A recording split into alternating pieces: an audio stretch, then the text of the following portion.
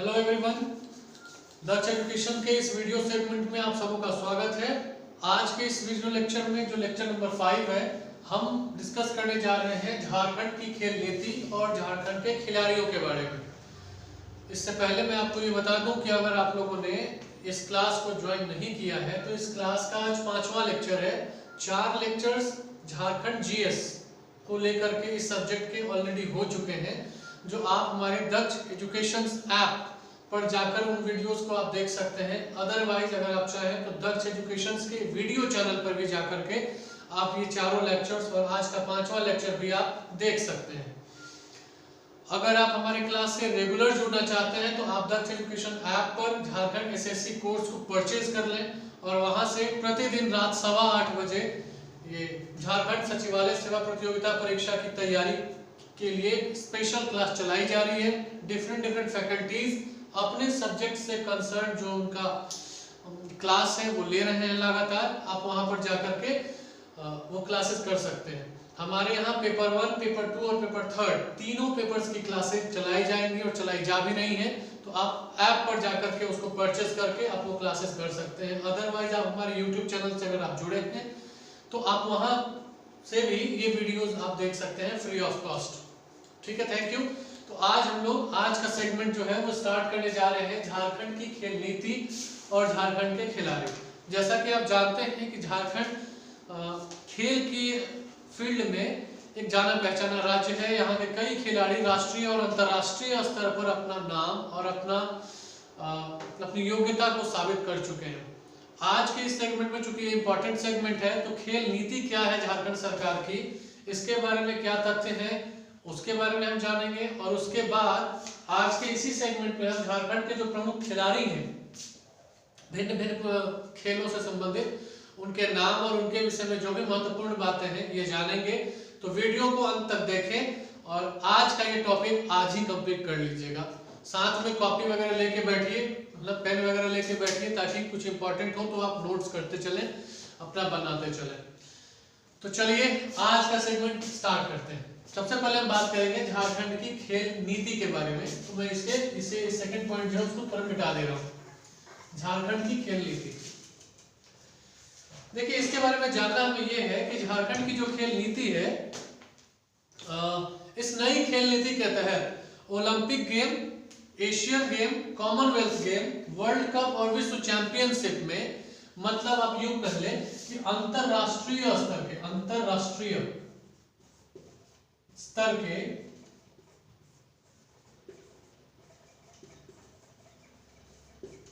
जो भी प्रतियोगिताएं होती हैं उन सबों के लिए जो है वो पुरस्कार राशि इसमें तय की गई है। इन सबों के लिए पुरस्कार राशि इस नई खेल नीति में जो है वो तय की गई है। कौन कौन से खेल हैं उसको इसका एग्जिट हम लोग कर लें। जैसे एक ओलंपिक गेम्स है,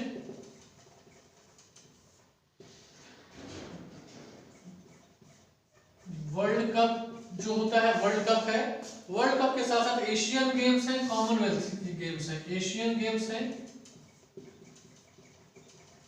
कॉमनवेल्थ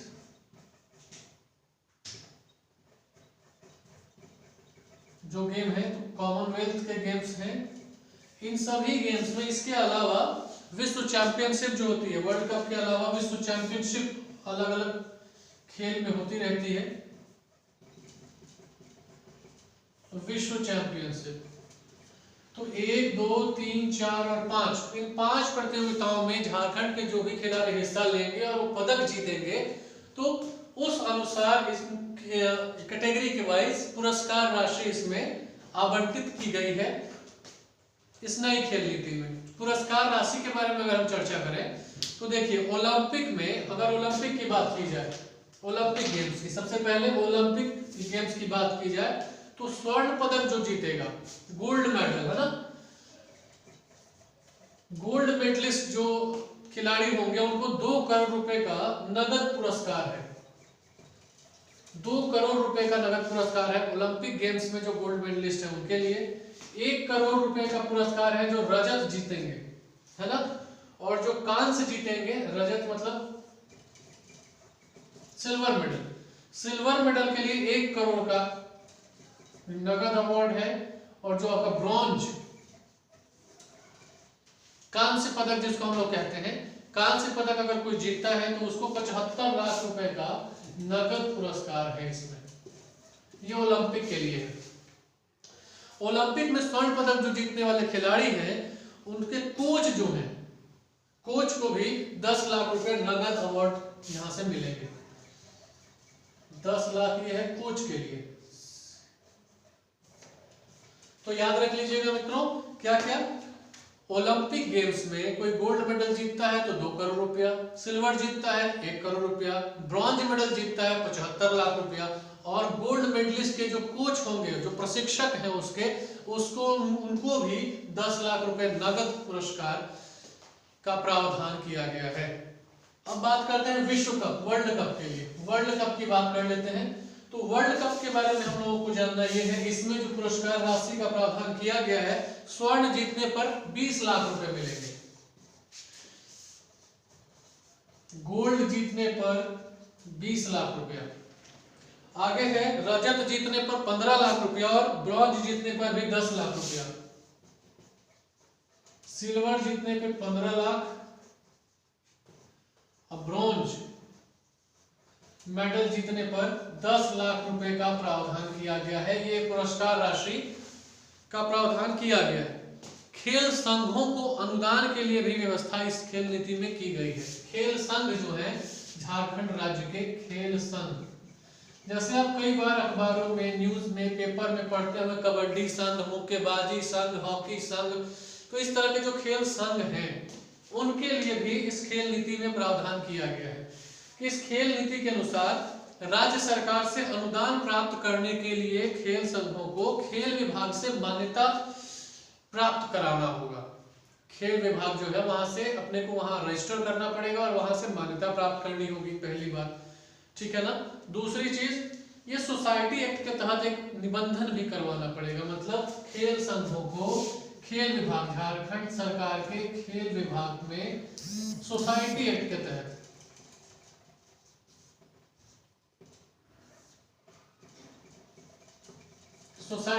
तहत अपने आप को रजिस्टर करवाना होगा। और अंतर्राष्ट्रीय स्तर पर आयोजन के लिए खेल संघों को अधिकतम 1 करोड़ रुपए की राशि आवंटित की जा सकती है। इसको ध्यान में रखिएगा।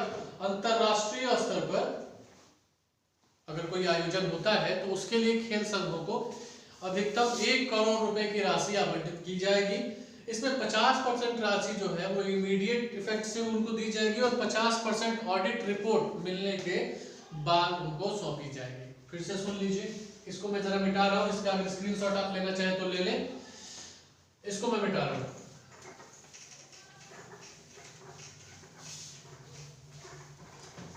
चलिए, तो मैंने बताया कि खेल संघों के लिए भी खेल नीति जो बनी है सन 2020 में, इसको याद रखिएगा, झारखंड की खेल नीति जो बनी है वो 2020 में बनी है। इस खेल नीति के तहत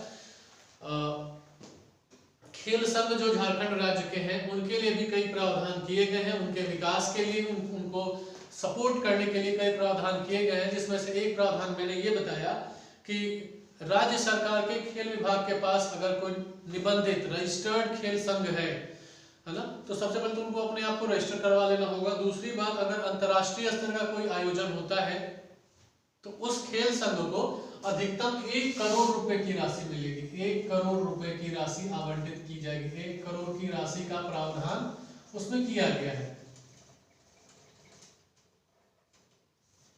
इसमें 50% राशि जो है वो पहले मिल जाएगी और 50% राशि जो है वो ऑडिट के बाद मिलेगी। सर, यह प्रश्न सब एग्जाम में पूछा जा सकता है कि खेल संघों के लिए कितनी राशि आवंटित होने का प्रावधान है। दूसरी बात इसमें हम लोग करते हैं, खिलाड़ियों और कोच को, खिलाड़ियों को और साथ उनके प्रशिक्षक जो है, कोच जो है, उनको प्रोत्साहित करने के लिए जयपाल सिंह मुंडा अवार्ड देने की बात भी की गई है। जयपाल सिंह मुंडा पुरस्कार, ये किसके लिए है भाई? खिलाड़ियों के लिए, और खिलाड़ियों के जो प्रशिक्षक हैं, कोच हैं, उनके लिए भी, दोनों को प्रोत्साहित करने के लिए ऐसा एक प्रावधान किया गया है। स्कूलों में प्राथमिक से लेकर के उच्च माध्यमिक स्तर तक के पाठ्यक्रम में शारीरिक शिक्षा और खेल को अनिवार्य बनाने की भी बात की गई है। स्कूली शिक्षा में, है ना, स्कूली शिक्षा में शारीरिक शिक्षा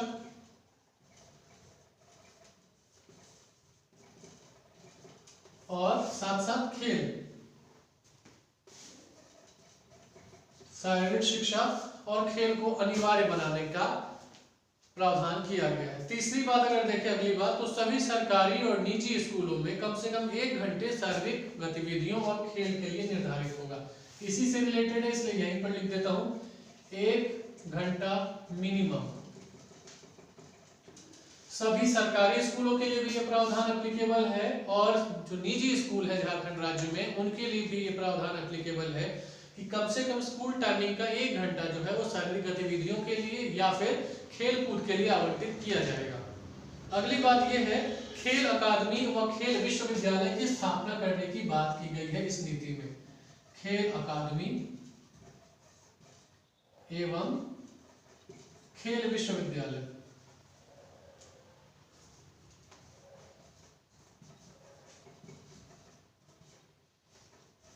की स्थापना की जाएगी, ऐसी बात खेल नीति में कही गई है।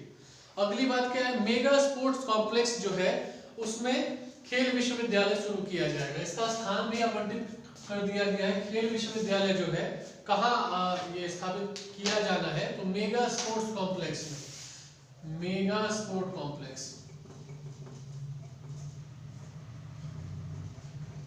ये कहाँ है, तो रांची में है, खेलगांव मेगा स्पोर्ट्स कॉम्प्लेक्स, वहां पर खेल विश्वविद्यालय स्थापित करने की बात इस नीति में की गई है। राज्य में उच्च प्राथमिकता वाले खेलों के लिए एक्सीलेंस सेंटर की स्थापना की जाएगी। जो खेल राज्य में, जिस खेल में राज्य की स्थिति ज्यादा अच्छी है, ज्यादा अच्छा उसमें प्रदर्शन हो रहा है, उसके लिए उसको और ज्यादा प्रोत्साहित करने के लिए एक्सीलेंस सेंटर बनाने की बात की गई है। खिलाड़ियों को मुफ्त आवास, बोर्डिंग, खेल किट, खेल उपकरण और प्रतियोगिता में प्रदर्शन तथा पोषण विशेषज्ञ डाइटिशियन जो होता है तथा मेडिकल, इन सारी सुविधाओं का भी प्रावधान किया गया है खिलाड़ियों के लिए। ठीक है, मैं एक बार फिर से बोल दूं, मुफ्त आवास, बोर्डिंग, खान पान की जो सुविधा है डाइटिशियन का, उनके लिए मेडिकल फैसिलिटी, उनके लिए खेल उपकरण, इन सभी चीजों की व्यवस्था करने का प्रावधान इस नीति में किया गया है। खेल निदेशालय जो है, डायरेक्टरेट ऑफ स्पोर्ट्स जिसको हम कहते हैं, खेल निदेशालय की ओर से प्रतिवर्ष खेल प्रतिभा खोज का आयोजन किया जाएगा। खेल प्रतिभा खोज,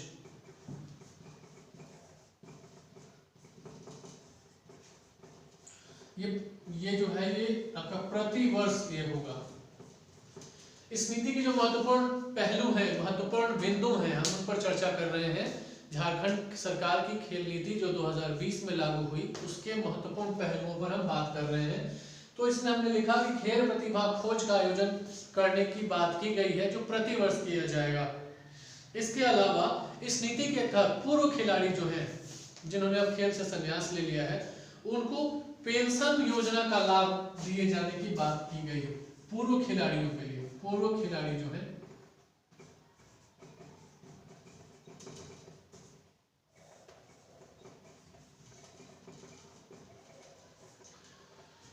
पूर्व खिलाड़ियों को राज्य के पेंशन योजना से जोड़ने की बात की गई है, उनके लिए पेंशन का प्रावधान किया जाएगा। अगला पॉइंट जो है वो राज्य के हर विधानसभा क्षेत्र में कम से कम एक स्कूल को चिन्हित कर उसमें खेल की समुचित सुविधाएं उपलब्ध कराई जाएंगी और उसे ग्रामीण खेल केंद्र के रूप में विकसित किया जाएगा। चलिए, ये भी एक बहुत इंपॉर्टेंट बात है, ग्रामीण खेल केंद्र।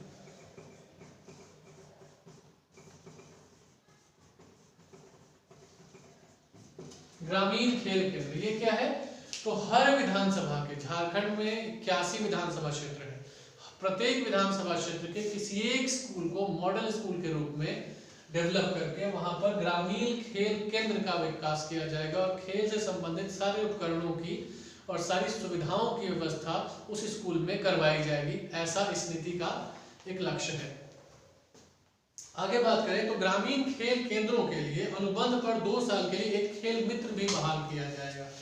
ग्रामीण खेल केंद्र में खेल मित्र की बहाली की जाएगी, खेल मित्र की बहाली की जाएगी, जो अनुबंध पर होगा कम से कम 2 वर्षों के लिए।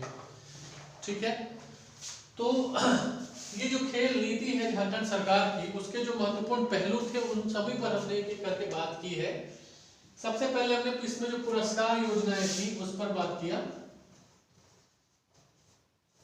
कि विश्व स्तर के जो भी इसमें प्रतियोगिताएं होंगी और उसमें झारखंड के जो भी खिलाड़ी और जो भी प्रशिक्षक हिस्सा लेंगे और अपना प्रदर्शन करेंगे, झारखंड का नाम रोशन करेंगे, उनके लिए पुरस्कार और प्रोत्साहन योजना की बात की गई है। इसमें नगद राशि का प्रावधान है। दूसरी बात, खेल इंफ्रास्ट्रक्चर को विकसित करने के लिए भी कई प्रावधान किए गए हैं, जो आपके सामने भी बोर्ड पे अंकित आपको दिखाई दे रहे हैं। आप इनका स्क्रीनशॉट भी ले सकते हैं या आप साथ साथ अगर नोट करते जा रहे हैं तब तो बहुत अच्छी बात है। एक बार मैं इसको रिवाइज करवा दूं आपको। 1 करोड़ की राशि का प्रावधान किया गया है किसके लिए? खेल संघों के लिए। जो खेल संघ, इसमें कंडीशन अप्लाइड है, जो खेल संघ झारखंड सरकार के खेल विभाग में सोसाइटी एक्ट के तहत रजिस्टर्ड है उनके लिए। अगर वो भी कब? अगर किसी अंतरराष्ट्रीय स्तर की प्रतियोगिता का आयोजन होता है तो। इसमें यह भी बताया गया है कि 50% की राशि पहले मिलेगी, 50% की राशि ऑडिट के बाद मिलेगी। खिलाड़ियों और उनके प्रशिक्षकों को प्रोत्साहित करने के लिए, प्रोत्साहन के लिए जयपाल सिंह मुंडा पुरस्कार योजना का आरंभ किया गया है। स्कूली शिक्षा में खेल को शामिल करने के उद्देश्य से शारीरिक शिक्षा, खेल, इन सबको अनिवार्य बनाया गया है। और साथ ही साथ सरकारी तथा निजी विद्यालय जो है उन सबों के लिए ये मैंडेटरी किया गया है कि कम से कम 1 घंटा खेल के लिए दिया जाए और शारीरिक गतिविधियों के लिए दिया जाए। खेल अकादमी और खेल विश्वविद्यालय की स्थापना की बात की गई है। और खेल विश्वविद्यालय की स्थापना जो है वो रांची के मेगा स्पोर्ट्स कॉम्प्लेक्स में की जाने की बात की गई है। इसके अलावा प्रति वर्ष खेल प्रतियोगिता खोज नामक एक आयोजन आरंभ करने की बात की गई है तथा पूर्व खिलाड़ियों के लिए को पेंशन योजना से जोड़ने की बात की गई है। इसके साथ ही साथ झारखंड के 81 विधानसभा क्षेत्रों में, हर विधानसभा क्षेत्र में एक ग्रामीण खेल केंद्र खोलने की बात की गई है, जो उस विधानसभा क्षेत्र के किसी एक मॉडल स्कूल में बनाया जाएगा, जहां खेल से संबंधित सभी उपकरण, सभी सुविधाएं उपलब्ध कराई जाएंगी। और साथ ही साथ प्रशिक्षक के रूप में एक खेल मित्र की बहाली भी की जाएगी अनुबंध पर, जो 2 वर्षों के लिए होगा। तो ये थी झारखंड की खेल नीति जो है उसके महत्वपूर्ण पहलू, महत्वपूर्ण बिंदु, जहां से इस परीक्षा में प्रश्न पूछे जा सकते हैं। इन सबों को नोट कर लें। अब हम इस सेगमेंट के दूसरे सेक्टर में चलते हैं, जिसमें हम बात करेंगे झारखंड के प्रमुख खिलाड़ियों के बारे में। विभिन्न खेलों से संबंधित जो खिलाड़ी हैं इनके बारे में बात करेंगे। तो चलिए इसको मिटाया जाए।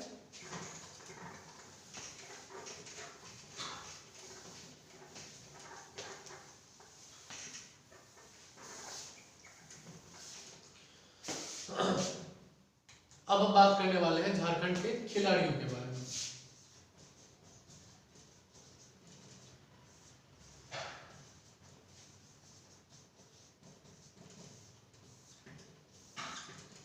देखिए, झारखंड के खिलाड़ी जो टॉपिक है, इसको याद करने के लिए, इसको समझने के लिए हम लोग कौन से खिलाड़ी किस स्पोर्ट से संबंधित है, किस खेल से, किस प्रतियोगिता से संबंधित है, उनको एक साइड खेल का नाम और दूसरी साइड उन खिलाड़ियों का नाम लिखते चलेंगे। और साथ ही साथ उसमें जो भी इंपॉर्टेंट तथ्य हैं, फैक्ट्स हैं, उसको साथ ही साथ बताते चलेंगे, याद करते चलेंगे। तो झारखंड में सबसे पहले चूंकि क्रिकेट भारत में खूब खेला और देखा भी जाता है, तो उस बात हम लोग क्रिकेट से ही स्टार्ट करते हैं। तो नंबर 1 पे लिख देते हैं आपका क्रिकेट। अगर आप कॉपी पेन साथ में लेके बैठे हो तो साथ साथ नोट्स बनाते जाइएगा। क्रिकेट, तो क्रिकेट के खिलाड़ी आप जानते ही हैं।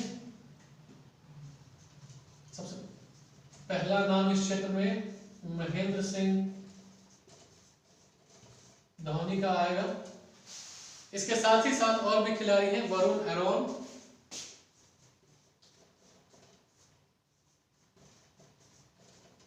और भी है सौरभ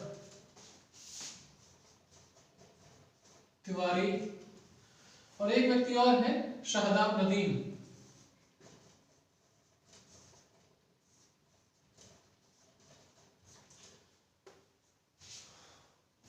तो 4 खिलाड़ियों का नाम क्रिकेट के सेक्टर में हमने लिखा, जिसमें आप महेंद्र सिंह धोनी के बारे में अच्छे से जानते हैं। भारत ने उनकी कप्तानी में 2007 में 2007 में T20 वर्ल्ड कप, है ना। 2011 में वनडे का वर्ल्ड कप, वनडे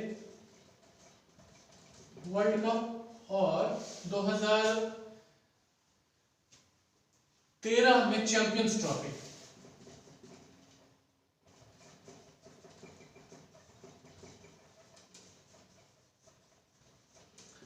आईसीसी की तीनों महत्वपूर्ण प्रतियोगिताएं जो है, T20 वर्ल्ड कप, वनडे का वर्ल्ड कप और चैंपियंस ट्रॉफी, ये तीनों महेंद्र सिंह धोनी की कप्तानी में भारत की टीम ने जीता है। इसके अलावा 2007-8 में कॉमनवेल्थ बैंक सीरीज भी जीता है महेंद्र सिंह धोनी की कप्तानी में। महेंद्र सिंह धोनी के बारे में आपको ये भी जानना चाहिए कि 2007 में इनको राजीव गांधी खेल रत्न अवार्ड मिला। 2007 में राजीव गांधी खेल रत्न अवार्ड।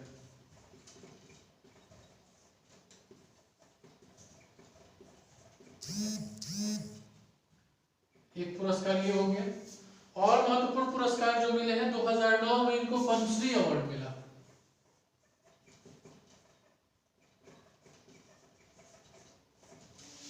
इसके आगे 2011 में इनको लेफ्टिनेंट कर्नल की मानद उपाधि दी गई। लेफ्टिनेंट कर्नल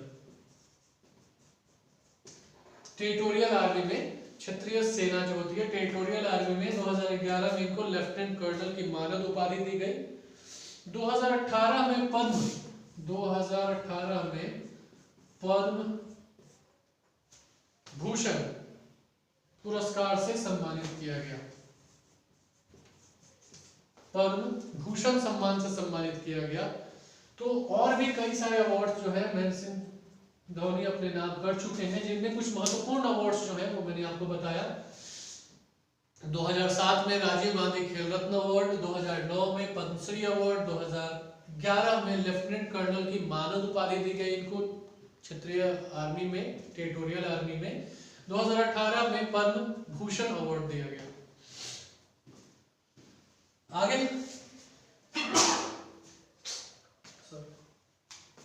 आगे बात करते हैं वरुण एरॉन की। वरुण एरॉन जमशेदपुर के रहने वाले हैं, भारतीय क्रिकेटर हैं और दाहिने हाथ के तेज गेंदबाज हैं। वरुण एरॉन क्या है? गेंदबाज है। महेंद्र सिंह धोनी जो थे ये विकेट कीपर होने के साथ साथ बल्लेबाज का काम भी करते थे, कैप्टन भी थे। वरुण एरॉन जो है वो तेज गेंदबाज है दाहिने हाथ के। और अगली बात करें आपकी सौरभ तिवारी की, तो सौरभ तिवारी जो है ये मध्यम क्रम में खेलते हैं। और शहजाद नदीम की बात की जाए तो ये बाएं हाथ के तेज गेंदबाज हैं। मतलब दो गेंदबाज हो गए, एक वरुण एरॉन और एक शहजाद नदीम। सौरभ तिवारी जो है वो बल्लेबाज है और महेंद्र सिंह धोनी जो है वो कई भूमिकाओं में आप उनको देख चुके हैं। तो ये क्रिकेट की बात हुई। क्रिकेट के अलावा और भी दो खिलाड़ी इसमें आएंगे जिनका नाम है, एक ईशांक जग्गी। ईशांक जग्गी और एक व्यक्ति और है जिनका नाम है ईशान किशन।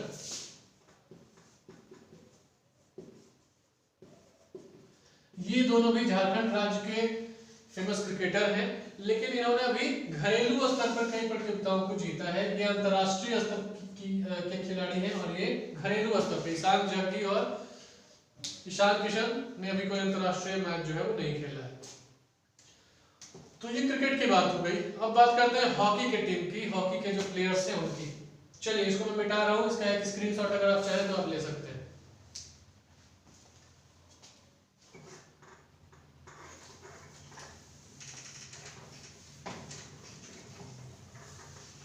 अब बात करते हैं हॉकी की।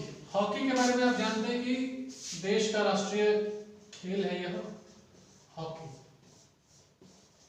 देखिए बहुत ही आराम से पढ़िए, बहुत ही अच्छे से पॉइंट वाइज मैं लिखवा रहा हूँ, साथ साथ पॉइंट वाइज आप लिख लें, अपना नोट्स बना लें और एक एक करके जो स्पोर्ट्स झारखंड में फेमस है उन सब के बारे में हम एक एक करके उनके प्लेयर्स के बारे में उनके जानेंगे, पढ़ेंगे। आप उसको नोट करते चले और सेगमेंट में हमारे साथ बने रहे। अगर आप यह वीडियो YouTube पे देख रहे हैं तो इसको शेयर जरूर कीजिएगा। हमारी सारी जो मेहनत है उसका यही फल है कि आप इसको शेयर करें अपने मित्रों में, अपने दोस्तों में, या उन सभी लोगों में जो झारखंड सचिवालय सेवा या झारखंड राज्य से संबंधित किसी भी प्रतियोगिता परीक्षा की तैयारी कर रहे हैं।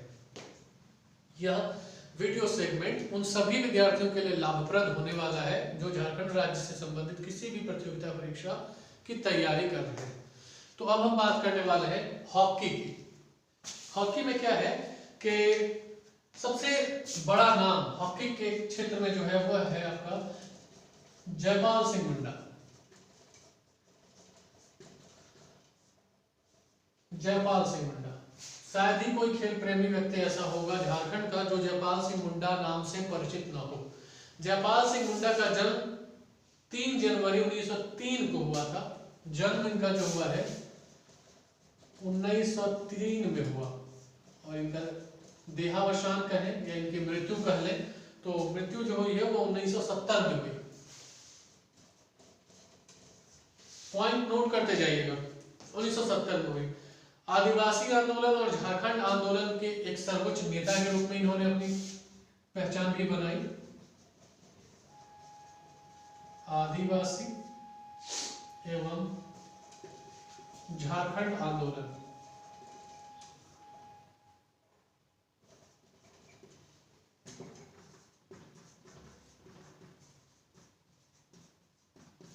सर्वोच्च नेता या नेता के रूप में इन्होंने अपनी पहचान बनाई।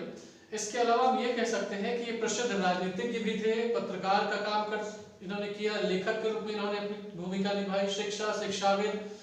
1925 में ऑक्सफोर्ड ब्लू का खिताब पाने वाले एकमात्र खिलाड़ी थे और उनकी कप्तानी में 1928 के ओलंपिक में भारत ने पहला स्वर्ण पदक जीता था। सबसे इंपॉर्टेंट बात लिख लीजिए, 1928 में जयपाल सिंह मुंडा की कप्तानी में भारत ने ओलंपिक में हॉकी में अपना पहला गोल्ड मेडल जो है वो जीता था। गोल्ड मेडल जीता था 1925 में। इससे पहले ही लिखना था हम लोगों को, 1925 में ऑक्सफोर्ड ब्लू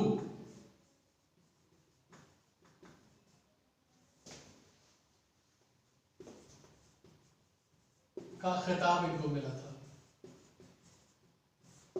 जयपाल सिंह मुंडा को ऑक्सफोर्ड ब्लू का खिताब इन्हें मिला था, और इनकी कप्तानी में, जयपाल सिंह मुंडा की कप्तानी में सन 1928 में भारत ने ओलंपिक गेम्स में अपना पहला गोल्ड मेडल हॉकी का जो है वह जीता था। दूसरे जो महत्वपूर्ण खिलाड़ी हैं हॉकी के, उनका नाम है मनोहर टोपनो। ये नंबर 1 हो गए। दूसरा मनोहर टोपनो,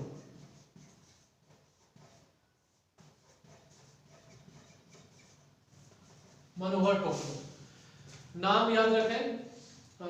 भारतीय फील्ड हॉकी के खिलाड़ी हैं और उन्होंने 1984 में लॉस एंजल्स में ग्रीष्मकालीन ओलंपिक में भाग लिया था। ओलंपिक खिलाड़ी रह चुके हैं। माइकल किंडो,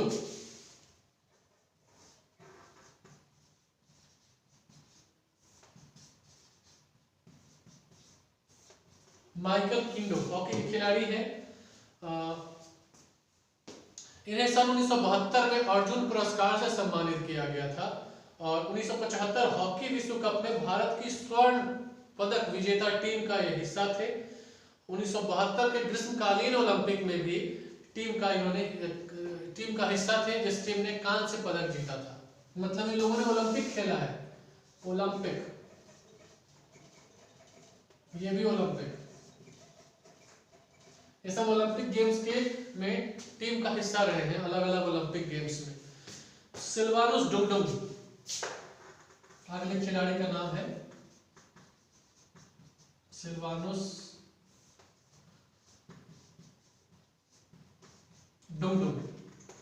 सिल्वानुस डुगडुग ने जो थे वो मॉस्को ओलंपिक्स में भारतीय हॉकी टीम के सदस्य थे और इस टीम ने 16 वर्षों के बाद ओलंपिक में अपना हॉकी का गोल्ड मेडल जो है वो जीता था। सिमडेगा के रहने वाले थे। पूर्व olympian Sylvanus Dungdung major Dhyan Chand lifetime achievement award भी इनको मिला है।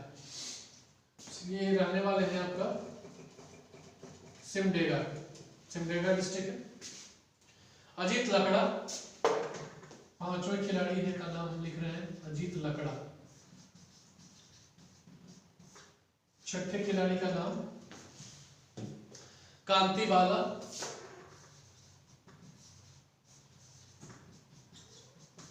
सातवें खिलाड़ी का नाम विमल लकड़ा।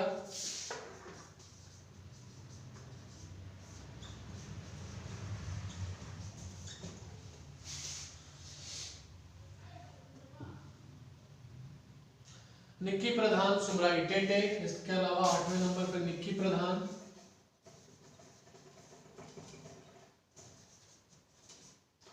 नौवें नंबर पर सुमराई टेटे।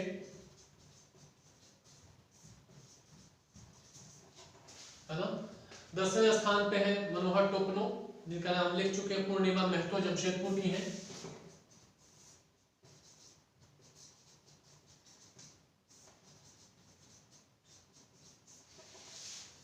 पूर्णिमा महतो, दीपिका पूर्णिमा महतो ये तीरंदाज है। पूर्णिमा महतो इनका नाम इसमें नहीं आएगा, ये तीरंदाज है, इनका नाम यहाँ से मिटा दिया जाए अभी। पूर्णिमा महतो नहीं, सुमराई टेटे तक ही है। सुमराई टेटे, ये सभी जिन खिलाड़ियों का नाम अभी हमने यहाँ लिखा है, ये सभी हॉकी से संबंधित है और विभिन्न प्रतियोगिताओं में हॉकी, भारतीय हॉकी टीम का सदस्य रह चुके हैं। एक बार इसको रिवाइज कर लेते हैं। जयपाल सिंह मुंडा, मनोहर टोपनो, माइकल किंडो, सिल्वानोस डोडुम, अजीत लकड़ा, कांति बाला, विमल लकड़ा, निक्की प्रधान और सुमराई टेटे।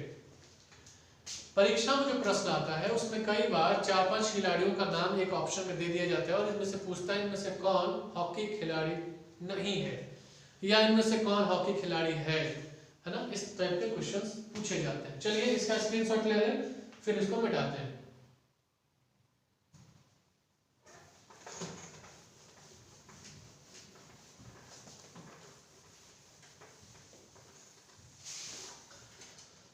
आगे हम बात करने जाते हैं विभिन्न खिलाड़ियों की जो अलग अलग प्रतियोगिताओं में जिन्होंने हिस्सा लिया है और झारखंड का नाम रोशन किया है। तो सबसे पहले हम बात करने वाले हैं पूर्णिमा महतो का। पूर्णिमा महतो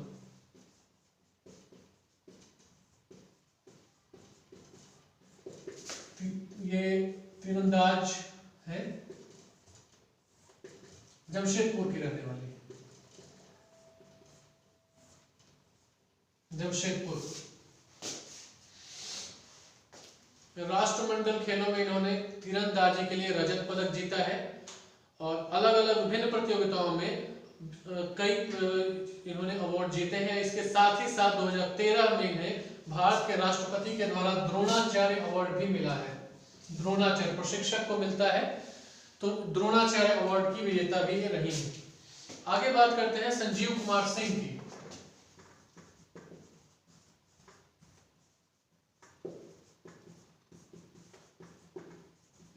संजीव कुमार सिंह, अब देखिए संजीव कुमार सिंह जो है ये भी तीरंदाजी कोच है, टाटा फुटबॉल अकादमी और स्पोर्ट्स टाटा स्टील में प्रमुख है।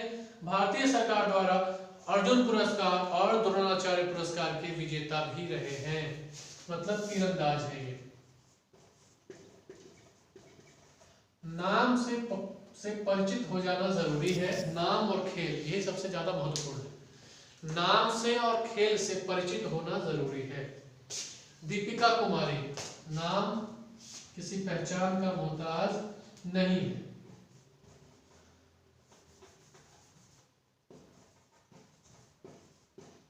दीपिका मैं गलत लिख रहा हूँ, हाँ गलती ठीक कर लिया जाए। दीपिका कुमारी ये भी तीरंदाजी से संबंधित है और कई बार विभिन्न विभिन्न प्रतियोगिताओं में इन्होंने झारखंड का और देश का नाम रोशन किया है। भारतीय तीरंदाज है और वर्तमान में विश्व में 9वें नंबर पर है। वर्तमान में इनकी रैंकिंग जो है वो 9वां नंबर इनका रैंकिंग है विश्व में। वर्ल्ड में 9th नंबर की रैंक की ये तीरंदाज है। 2010 में राष्ट्रमंडल खेलों में स्वर्ण पदक भी इन्होंने जीता है। 2010 में राष्ट्रमंडल खेलों में, कॉमनवेल्थ जिसको हम कहते हैं, राष्ट्रमंडल खेलों में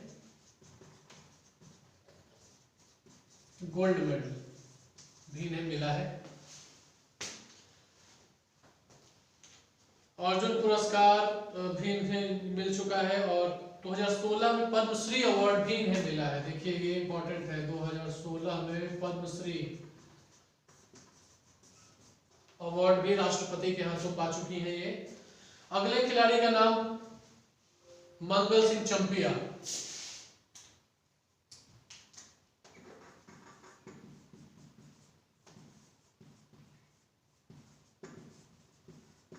मंगल सिंह चंपिया जमशेदपुर के भारतीय तीरंदाज हैं।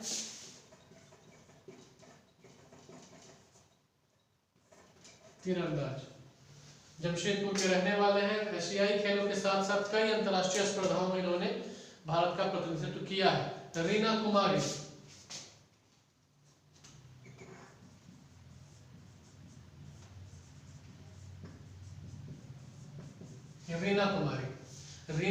जो है ये भी तीरंदाज है और ओलंपिक की कई प्रतियोगिताओं में इन्होंने हिस्सा लिया है। लक्ष्मी रानी मांझी अगली खिलाड़ी है।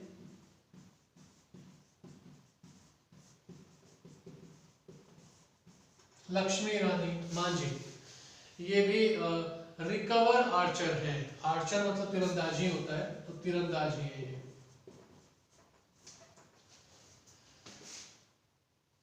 बिबिन मैथ्यू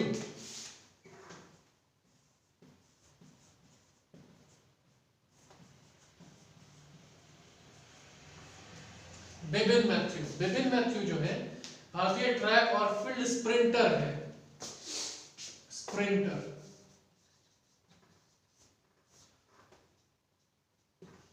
भारतीय ट्रैक एंड फील्ड स्प्रिंटर है। 400 मीटर प्रतिस्पर्धा ये करते हैं। 2 बार एशियाई खेलों में इन्होंने स्वर्ण पदक भी जीता है। राष्ट्रमंडल खेल, एशियाई खेल और विभिन्न प्रतियोगिताओं में इन्होंने भारत का प्रतिनिधित्व भी किया है। तो ये कुछ महत्वपूर्ण खिलाड़ियों के बारे में हमने डिस्कशन किया। हॉकी से संबंधित महत्वपूर्ण खिलाड़ी, क्रिकेट से संबंधित महत्वपूर्ण खिलाड़ी, आर्चरी जो प्रतियोगिता होती है, तीरंदाजी प्रतियोगिता जो होती है, उससे संबंधित महत्वपूर्ण खिलाड़ियों का नाम अभी आपके स्क्रीन पर, आपके बोर्ड पे दिखाई दे रहा है आपको। आप इसका भी स्क्रीनशॉट ले सकते हैं।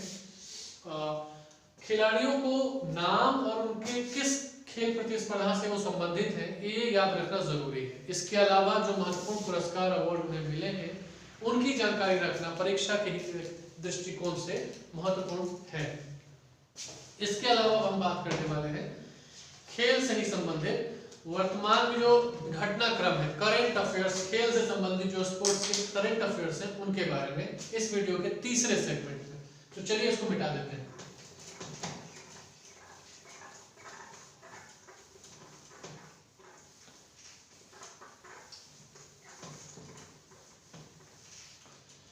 एक बार पुनः आप सबों का इस वीडियो सेगमेंट में स्वागत है, वेलकम है। अब हम बात करने जा रहे हैं झारखंड में जो अपडेट्स हैं खेल खिलाड़ी के संबंध में, मतलब समसामयिकी।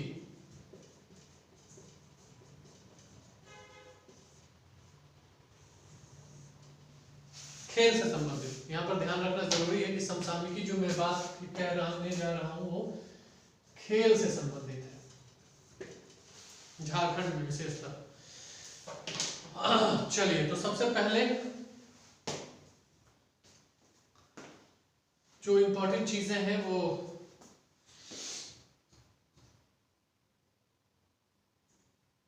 झारखंड के 2 क्रिकेटर सुशांत मिश्र और पंकज यादव का चयन किया गया है भारत की अंडर 19 क्रिकेट टीम में। नाम लिख लीजिए, सुशांत मिश्र और पंकज यादव। सुशांत मिश्र,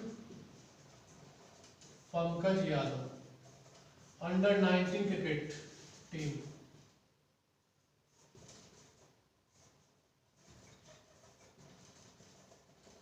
इंडियन टीम में इनका चयन हुआ है। ये अपडेट है। 2 और खिलाड़ी क्रिकेट के क्षेत्र में झारखंड से, उनका नाम सुशांत मिश्र और पंकज यादव। इसके अलावा और जो इसमें अपडेट्स हैं वो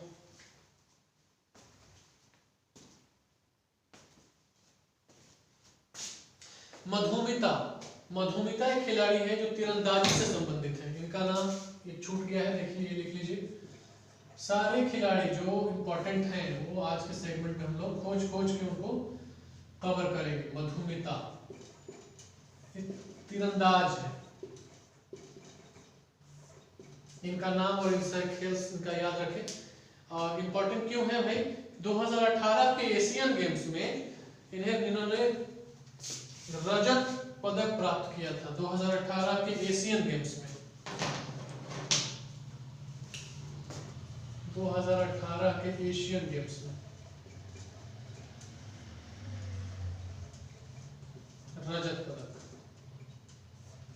रजत पदक इन्हें प्राप्त हुआ है।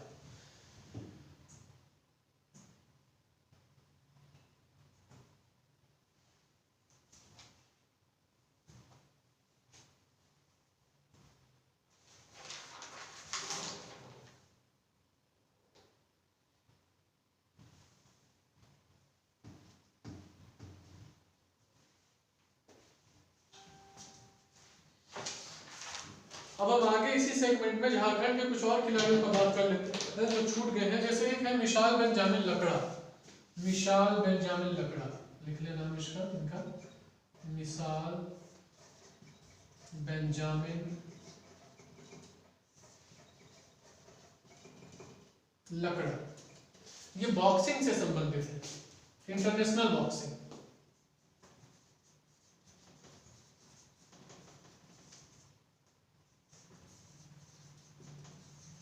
International boxing. इसके अलावा लक्ष्मी पाडिया, लक्ष्मी पाडिया,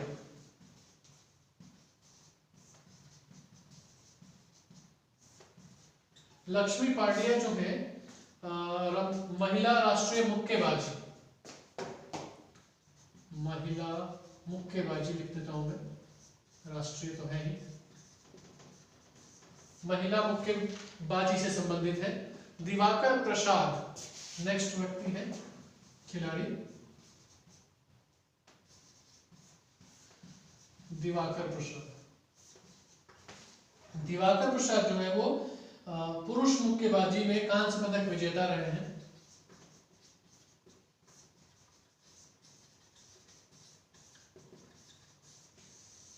सब नोट करते चलिएगा साथ साथ में, खोज के मैं लिखवा दे रहा हूं ताकि आपको फिर दोबारा से मेहनत करने की जरूरत ना पड़े। एक ही जगह, एक ही वीडियो में, एक ही नोट्स में आपको एक टॉपिक का पूरा समरी, पूरा जो इतिहास, भूगोल, नागरिक शास्त्र सब मिल जाए। ठीक है। एक व्यक्ति और है खिलाड़ी, सुमित्रा मरांडी, इनका नाम लिख लें, सुमित्रा मरांडी।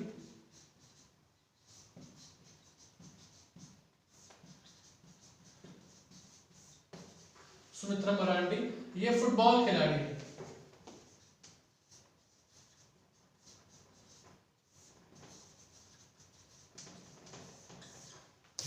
झारखंड से है।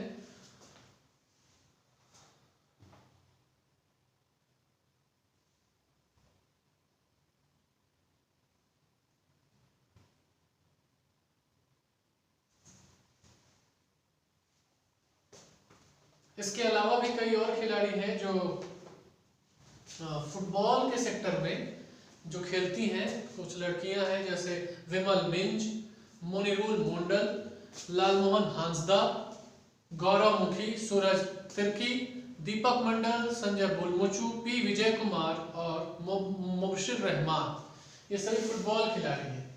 मैं एक बार नाम फिर से रिपीट कर दे रहा हूं, विमल मिंज, मोनिरुल मोंडल, लालमोहन हांसदा, गौरव मुखी, सूर्य तिर्की, दीपक मंडल, संजय बुलमुचू, पी विजय कुमार और मुबशिर रहमान। तो ये सब फुटबॉल के खिलाड़ी हैं। तो इस प्रकार आज का ये जो हमारा सेगमेंट है, झारखंड की खेल नीति और झारखंड के प्रमुख खिलाड़ी, ये सेगमेंट अपने समापन की ओर आ चुका है। अंत में मैं ये कहना चाहूंगा कि देखिए, जितने खिलाड़ी थे और खेल नीति की जो महत्वपूर्ण बातें थी वो हमने इस सेगमेंट में कवर करने की कोशिश की है। ऐसा हो सकता है कि कुछ खिलाड़ियों का नाम जो है और भी हो जो छूट गया हो, तो हम इस बात का दावा नहीं कर सकते हैं कि इतने ही खिलाड़ी हैं, लेकिन जो महत्वपूर्ण है वो इतने ही हैं, ये मैं कह सकता हूँ।